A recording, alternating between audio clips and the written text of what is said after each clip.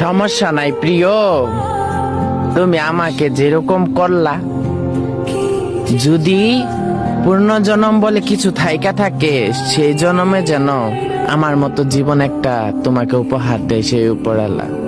তে তুমি বুঝবে আমার জীবনটা যেমন তোমার কাছে পুতুল খেলা ছিল, এরকম পুতুল খেলে আবার তোমার খেলার প্রতি মন উঠে গেল, তুমি সব রেখে চলে গেলে।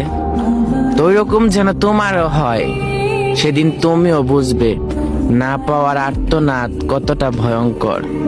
আমি তো পারি নাই তোমার সাথে লড়াই করতে, আমি পারি নাই তোমার সাথে টক্কর দিতে। আমি যদি তোমার ঘরের বোনের মতো হতাম, আমি যদি তোমার ঘরের তোমাকে যে জন্ম দিছে সেই মায়ের মতো হতাম, তাহলে অবশ্যই তোমার আমাকে ছেড়ে যাইতে একটু হইলেও তোমার দ্বিধাবোধ হতো। আসলে আমি নষ্টা সমাজের নষ্টা মানুষ, যাকে নিয়ে কেউ কিছু বলবে না, যাকে নিয়ে কেউ কেউ কোনো প্রতিবাদ করবে না, এই বিধায় তুমি আমার জীবনটা সেই পুতুল খেলা হিসাবে বেছে নিলা। তবে তুমি সুখে থেকো, আমি নষ্টা হইলেও আমার মন নষ্টা না, আমার ভিতরেও মানবতা আছে, আমার ভিতরেও মনুষ্যত্ব আছে, তবুও তোমার খারাপ চাইবো না।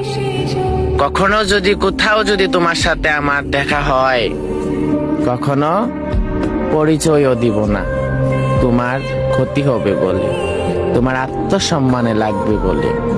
তবে তুমি যেখানে থাকো, যার কাছে থাকো, ভালো থাকো।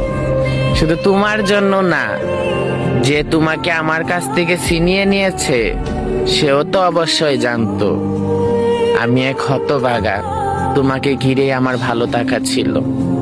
সে জানার পরও যে আমার সুন্দর জীবনটা এরকম এলোমেলো করে দিছে, তার জন্য আমার এক বুক ভালোবাসা ও দোয়া রইল, তাকেও যেন উপরওয়ালা ভালো রাখে।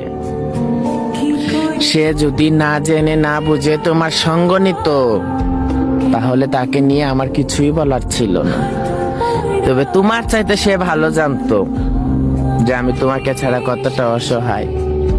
তবে সে আমার সরলতার সুযোগ নিয়ে আমাকে আঘাত করলো, তাকেও আমি দোয়া করি সেও সুখে থাকুক, ভালো থাকুক। তোমরা তোমাদের সুখটা খুবই চিনলা, খুবই দেখলা, তবে আমার কথা তোমরা কেউই চিন্তা করলা না। আসলে আমাদের জীবনটাই এরকম অগোছানো শুকনো পাতার মতো, যার কোনো মূল্য নেই। শুকনো পাতার যেমন কোনো মূল্য নেই, সেটা শেষ